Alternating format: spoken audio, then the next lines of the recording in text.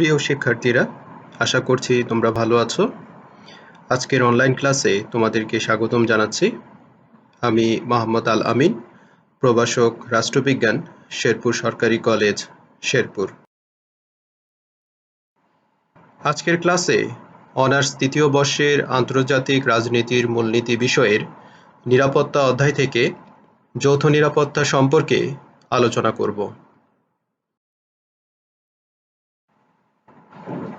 আজকের আলোচনা শেষে শিক্ষার্থীরা যৌথ নিরাপত্তার ধারণা ব্যাখ্যা করতে পারবে, যৌথ নিরাপত্তার বৈশিষ্ট্য, উদ্ভব ও শর্তসমূহ ব্যাখ্যা করতে পারবে, বিশ্বশান্তি ও নিরাপত্তা রক্ষায় যৌথ নিরাপত্তার ভূমিকা সম্পর্কে আলোচনা করতে পারবে এবং যৌথ নিরাপত্তার সমস্যা ও সম্ভাবনা সম্পর্কে আলোচনা করতে পারবে।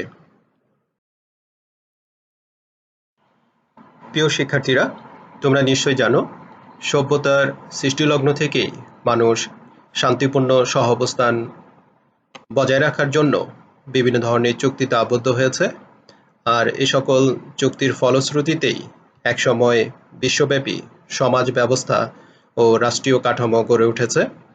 বর্তমান সময়ে রাষ্ট্রগুলো তাই নাগরিকদের নিরাপত্তা রক্ষার জন্য বিভিন্ন ধরনের কৌশল বা ব্যবস্থা গ্রহণ করে থাকে।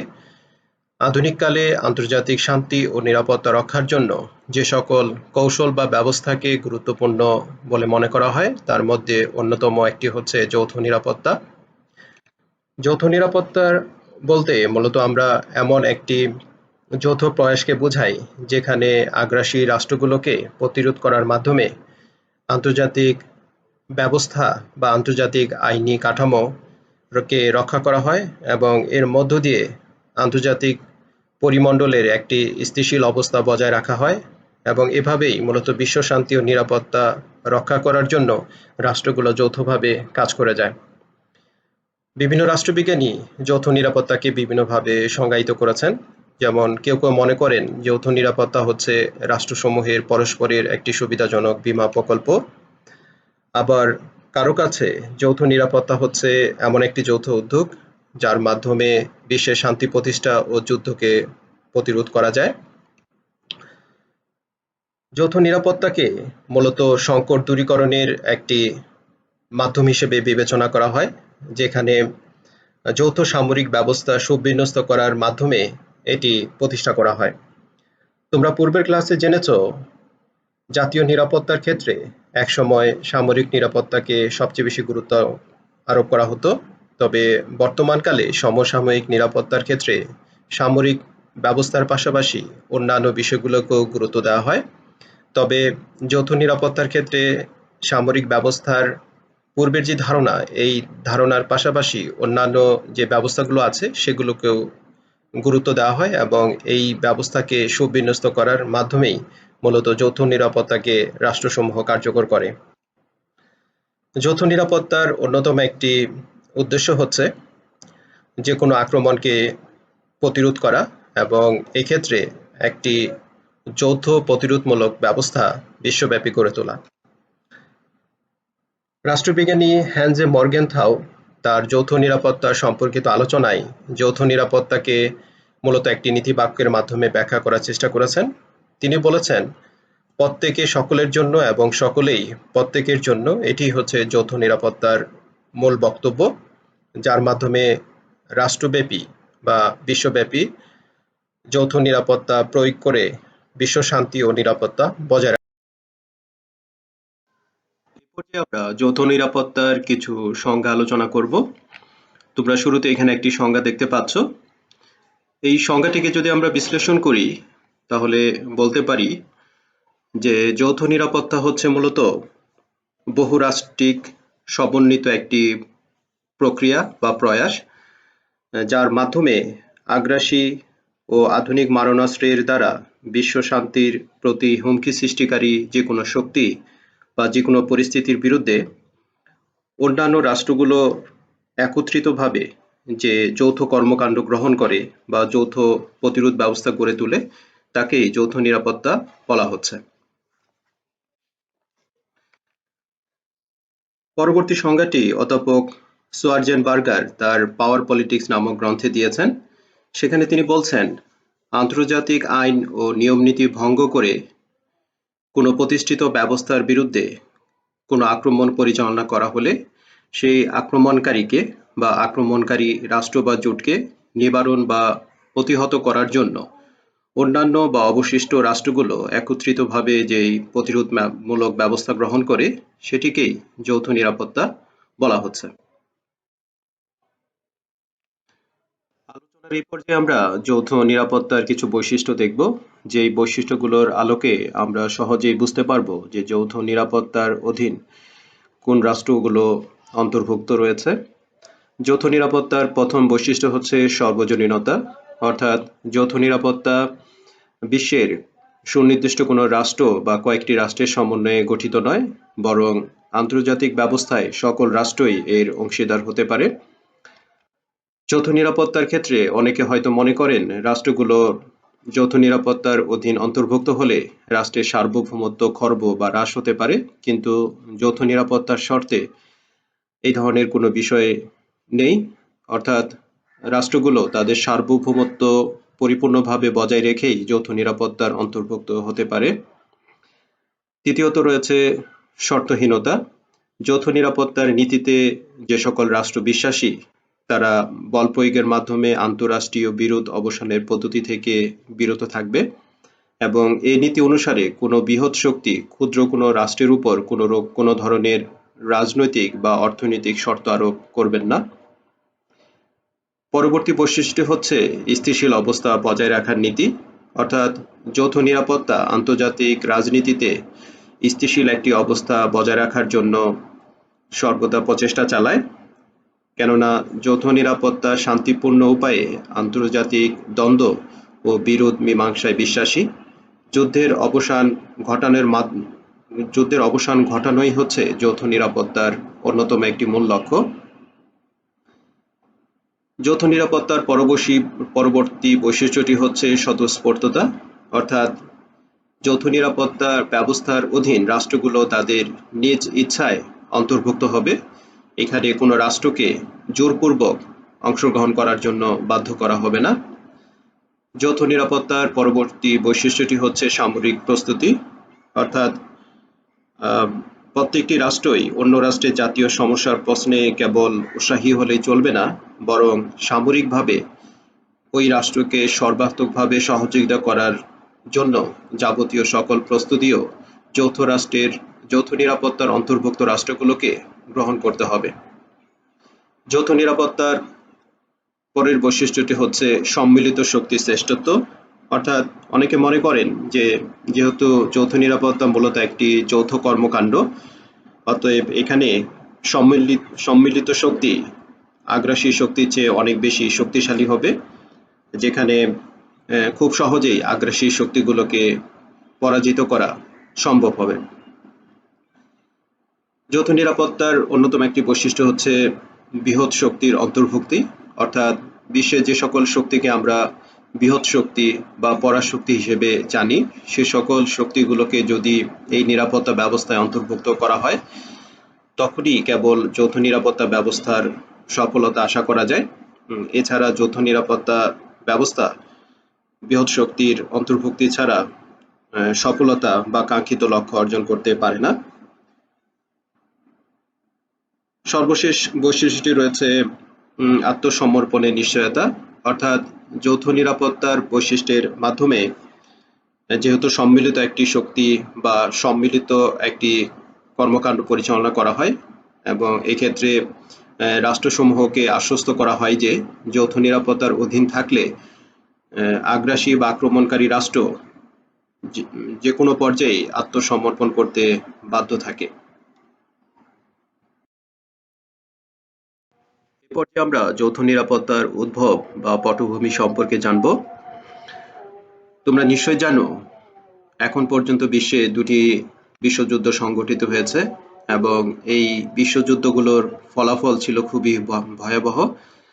মূলত প্রথম বিশ্বযুদ্ধের পূর্বে আন্তর্জাতিক রাজনীতি পরিচালিত হতো শক্তি সাম্য নীতির উপর ভিত্তি করে, কিন্তু শক্তি সাম্য নীতির ব্যর্থতার কারণেই প্রথম বিশ্বযুদ্ধ সংঘটিত হয়, যার ফলে বিশ্বের রাজনীতিবিদরা শক্তিসাম্য নীতির বিকল্প অন্য কোনো ব্যবস্থা বা কৌশল খুঁজে বের করার জন্য বিভিন্ন ধরনের আলাপ আলোচনা শুরু করেন। তারই ফলশ্রুতিতে 1917 সালে জানুয়ারি মাসে সাবেক মার্কিন প্রেসিডেন্ট উইড্রো উইলসন সিনেটে একটি ভাষণ প্রদান করেন এবং এই ভাষণে তিনি বিশ্বের সকল শক্তিকে জোটবদ্ধ করার জন্য 14 দফা একটি প্রস্তাব পেশ করেন। মূলত উইড্রো উইলসন প্রদত্ত এই 14 দফা প্রস্তাবের ভিত্তিতেই পরবর্তী সময়ে যৌথ নিরাপত্তা ব্যবস্থা চালু হয় এবং অন্যান্য রাষ্ট্রগুলো এতে আগ্রহ প্রকাশ করে।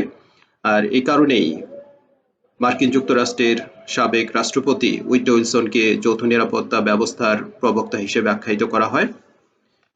উইড্রো উইলসনের যে সম্মিলিত নীতি বা প্রস্তাব তার আলোকেই 1920 সালে লীগ অব নেশনস প্রতিষ্ঠিত হয় এবং এই লীগ অব নেশনসের 11 নম্বর ধারায় উল্লেখ করা হয়, যদি কোনো সদস্য রাষ্ট্র যুদ্ধ বা যুদ্ধের হুমকি শিকার হয় তাহলে সেই যুদ্ধ বা যুদ্ধের হুমকিকে গোটা লীগের বিষয় বলেই মনে করা হবে। এছাড়া লীগ অব নেশনসের 16 নম্বর ধারায় যৌথ নিরাপত্তার বিভিন্ন বিষয় নিয়ে বিস্তারিত আলোচনা করা হয়েছে। কিন্তু পরবর্তী সময়ে লীগ অব নেশনসও ব্যর্থ হয় এবং তার এই ব্যর্থতার কারণেই 1939 সালে দ্বিতীয়বারের মতো বিশ্বযুদ্ধ সংঘটিত হয়, যেটিকে আমরা দ্বিতীয় বিশ্বযুদ্ধ নামে চিনি।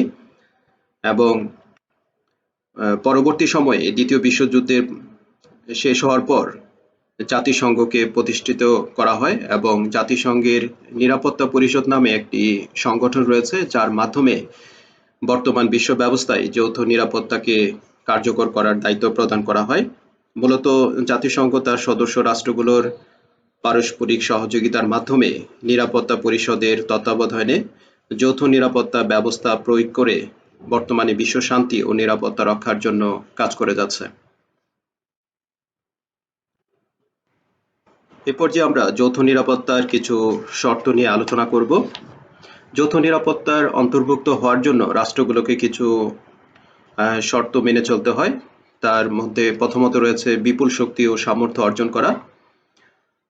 বিশেষ করে রাষ্ট্রবিজ্ঞানী পামার ও পারকিন্স মনে করেন যে আক্রমণকারীকে রোধ করতে হলে অবশ্যই সম্মিলিত শক্তিকে আক্রমণকারী শক্তির চেয়ে অনেক বেশি শক্তিশালী এবং সামর্থ্যবান হতে হবে, অন্যথায় যৌথ নিরাপত্তা ব্যবস্থা ব্যর্থতায় পর্যবেসিত হতে পারে।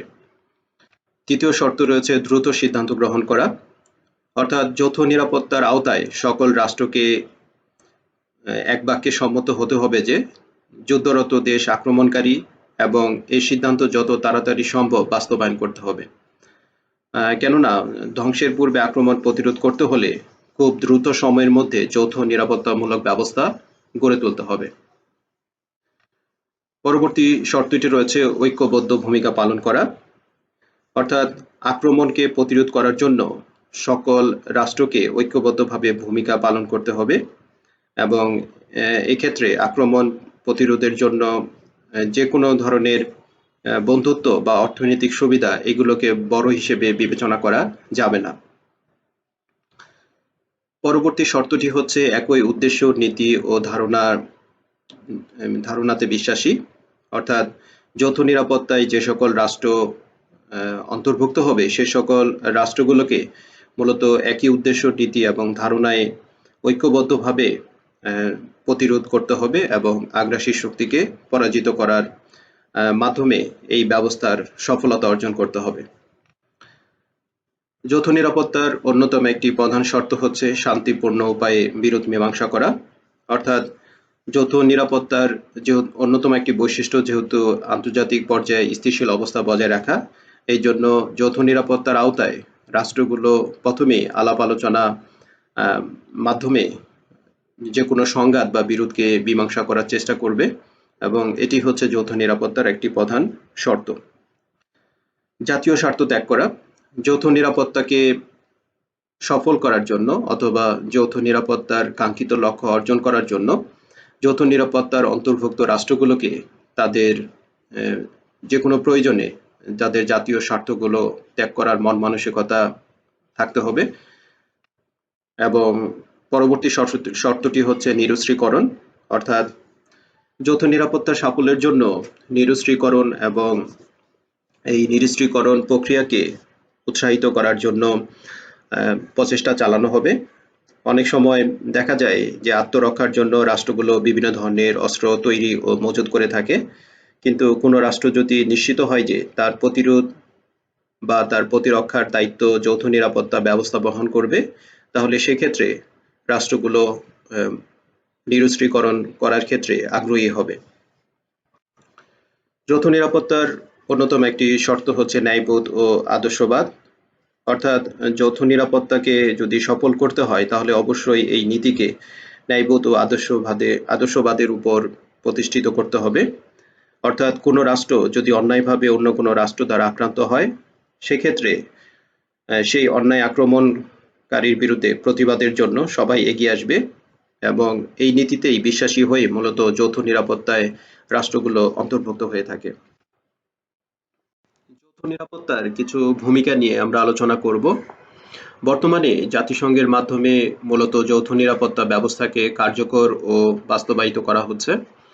জাতিসংঘ সনদের ৩৯ থেকে ৫১ নং ধারায় যৌথ নিরাপত্তা সম্পর্কে বিস্তারিত আলোচনা করা হয়েছে এবং এতে বলা হয়েছে যৌথ নিরাপত্তা মূলত আক্রান্ত রাষ্ট্রকে রক্ষা এবং আক্রমণকারী রাষ্ট্রকে প্রতিহত করার মাধ্যমে বিশ্বের শান্তি ও নিরাপত্তা বজায় রাখার ক্ষেত্রে ভূমিকা পালন করছে। যেহেতু পৃথিবীর সকল রাষ্ট্রের পারস্পরিক নির্ভরশীলতা এবং শান্তি রক্ষার প্রয়োজনীয়তা থেকেই যৌথ নিরাপত্তা ব্যবস্থা সৃষ্টি হয়েছে, অতএব বিশ্বের যে কোনো প্রান্তে একটি রাষ্ট্রের উপর কোনো আক্রমণ হলে সকল রাষ্ট্রই সেটিকে নিজেদের উপর আক্রমণ বলে মনে করে এবং এক্ষেত্রে আক্রান্ত রাষ্ট্রকে সাহায্যের মাধ্যমে বিশ্ব শান্তি ও নিরাপত্তা বজায় রাখা হচ্ছে। যৌথ নিরাপত্তার অন্যতম একটি প্রধান ভূমিকা হচ্ছে শান্তিপূর্ণ উপায়ে যে কোনো পরিস্থিতির মোকাবেলা করা। যৌথ নিরাপত্তা ব্যবস্থায় আক্রমণকারীর আক্রমণ প্রতিরোধ করার জন্য একটি সম্মিলিত ভূমিকা রাখা হয়। ফলে যৌথ নিরাপত্তার অন্তর্ভুক্ত সদস্য রাষ্ট্রগুলোতে শক্তিশালী কোনো রাষ্ট্র সহজে আক্রমণ করে না বা আক্রমণ করা থেকে বিরত থাকে। ফলে শান্তিপূর্ণ উপায়ে যে কোনো পরিস্থিতি মোকাবেলা করা সম্ভব হয়। কোনো রাষ্ট্র যৌথ নিরাপত্তার অন্তর্ভুক্ত হয়ে সাময়িকভাবে হলেও সেই রাষ্ট্রের জাতীয় স্বার্থকে ত্যাগ করে আন্তর্জাতিক স্বার্থের প্রাধান্য ও জনকল্যাণের কথা চিন্তা করে। আন্তর্জাতিক স্বার্থ প্রাধান্য পেলে আগ্রাসনকারী যে কোনো রাষ্ট্রই তেমন বড় ধরনের কোনো সুযোগ সুবিধা গ্রহণ করতে পারে না। ফলে বিশ্বে স্থিতিশীল একটি অবস্থা বজায় থাকে। যৌথ নিরাপত্তার অন্যতম একটি ভূমিকা হচ্ছে রাষ্ট্রগুলোকে নিরস্ত্রীকরণের ক্ষেত্রে উৎসাহী করা। যেহেতু যৌথ নিরাপত্তা ব্যবস্থায় কোনো রাষ্ট্রই তার সার্বভৌমত্বকে রক্ষা করার জন্য অস্ত্র উৎপাদনের অশুভ প্রতিযোগিতায় লিপ্ত হয় না, কারণ সে অন্তর্ভুক্ত রাষ্ট্রগুলো মনে করে তার নিরাপত্তার দায়িত্ব শুধু তার একার নয়, বরং এটি সমষ্টিগত একটি দায়িত্ব। অতএব অস্ত্র উৎপাদন প্রতিযোগিতা হ্রাস পাওয়ার মাধ্যমে বিশ্ব ব্যবস্থায় যুদ্ধের ভয়াবহ থেকে পরিত্রাণ পাওয়া সম্ভব। যৌথ নিরাপত্তার মাধ্যমে আন্তর্জাতিক পর্যায়ে একটি স্থিতিশীল অবস্থা বজায় রাখা সম্ভব হয়। স্থিতিশীল অবস্থা বজায় থাকলে যে কোনো রাষ্ট্রের আশা আকাঙ্ক্ষা ও জাতীয় স্বার্থের কোনো ক্ষতি হয় না এবং এই বিশ্বাসে প্রতিটি রাষ্ট্রের মধ্যে বিদ্যমান থাকে, যার ফলে যৌথ নিরাপত্তা ব্যবস্থায় বিভিন্ন ধরনের আইন ও বিধিবিধান এমনভাবে তৈরি করা হয় যেখানে সকল রাষ্ট্রের আশা আকাঙ্ক্ষার পূর্ণ প্রতিফলন ঘটে। যৌথ নিরাপত্তা ব্যবস্থা আন্তর্জাতিক পরিমণ্ডলের পরিবর্তনশীলতায় বিশ্বাসী। যেহেতু আন্তর্জাতিক রাজনীতি নিয়ত পরিবর্তনশীল এবং এক্ষেত্রে যৌথ নিরাপত্তা পরিবর্তনের সাথে সাথে তার দায়-দায়িত্ব পালন করে থাকে এবং এই পরিবর্তনশীল পরিবেশের সাথে সামঞ্জস্য রেখে যৌথ নিরাপত্তা বিভিন্ন ধরনের দ্রুত পদক্ষেপ ও সিদ্ধান্ত গ্রহণ করে থাকে। যৌথ নিরাপত্তার মাধ্যমে বিভিন্ন রাষ্ট্রের শক্তি ও সামর্থ্যকে একত্রীকরণ করা হয়, যার ফলে বৃহৎ কোনো শক্তিও কোনো রাষ্ট্রকে সহজে আক্রমণ করতে পারে না এবং এর ফলে বিশ্বে যুদ্ধাবস্থা বা অস্থিতিশীল অবস্থা থেকে পরিত্রাণ পাওয়ার একটি সুযোগ তৈরি হয়। যৌথ নিরাপত্তা ব্যবস্থার অনেকগুলো ইতিবাচক ভূমিকা থাকা সত্ত্বেও আন্তর্জাতিক রাজনীতিতে বিশ্ব শান্তি ও নিরাপত্তা রক্ষায় যৌথ নিরাপত্তা ব্যবস্থা পুরোপুরিভাবে কার্যকর নয়, বরং এর কিছু সুনির্দিষ্ট সমস্যা ও সীমাবদ্ধতা রয়েছে। তার প্রথমটি হচ্ছে আদর্শ যৌথ নিরাপত্তা ব্যবস্থা বাস্তবে কার্যকর করা সম্ভব নয়, এবং এটি বিখ্যাত রাষ্ট্রবিজ্ঞানী হ্যানজে মর্গানথাও তার বিখ্যাত গ্রন্থ পলিটিক্স অ্যামং নেশনে ব্যাখ্যা করেছেন। তোমরা এখানে একটি চিত্র দেখতে পাচ্ছ। শুরুতেই আমরা দেখতে পাচ্ছি, যদি কখনো এ রাষ্ট্র কর্তৃক বি রাষ্ট্রকে আক্রমণ করা হয়, তাহলে আদর্শ যৌথ নিরাপত্তার কারণে যৌথ নিরাপত্তার অন্তর্ভুক্ত রাষ্ট্রগুলো, যেমন C, D, E, F, G, H, I, J, এই রাষ্ট্রগুলো যৌথ নিরাপত্তার কারণে বি রাষ্ট্রকে সহায়তা করার জন্য এগিয়ে আসবে এবং এ রাষ্ট্রকে প্রতিরোধ করবে, এবং এভাবে তারা বি রাষ্ট্রের স্বাধীনতা ও নিরাপত্তা রক্ষার জন্য সহায়ক ভূমিকা রাখবে, এবং এটি হচ্ছে যৌথ নিরাপত্তার আদর্শ রূপ।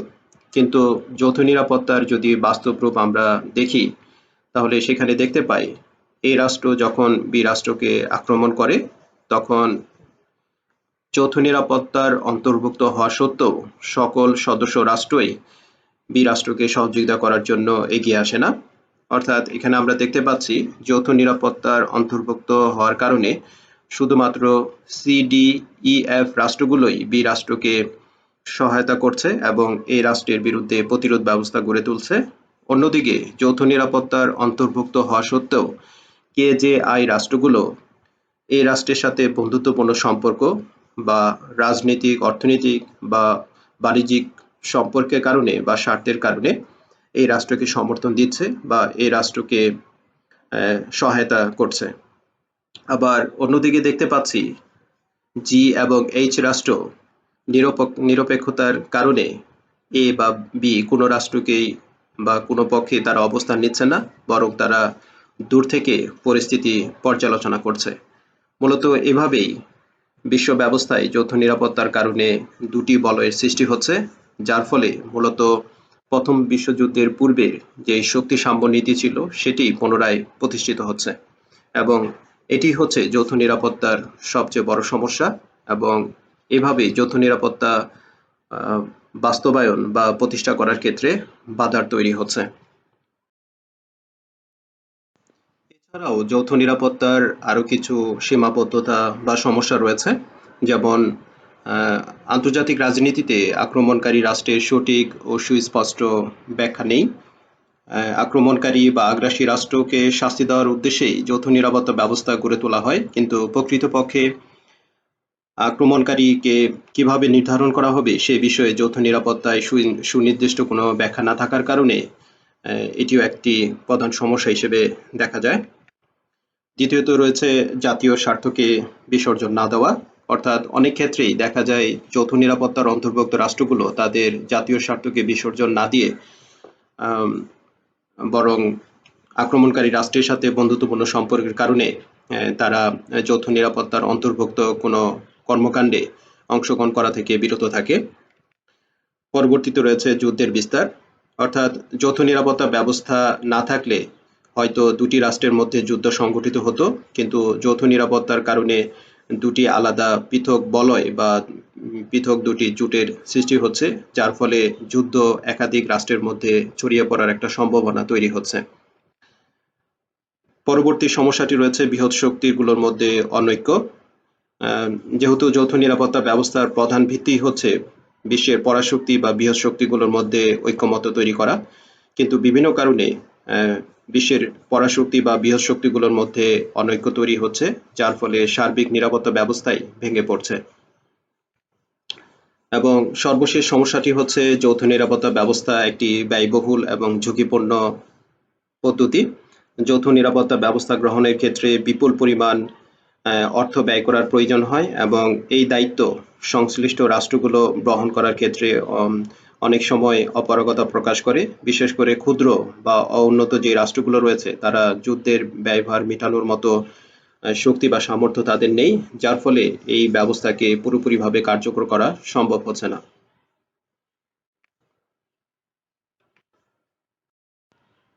আমার আজকের আলোচনা এই পর্যন্তই। সবাইকে ধন্যবাদ।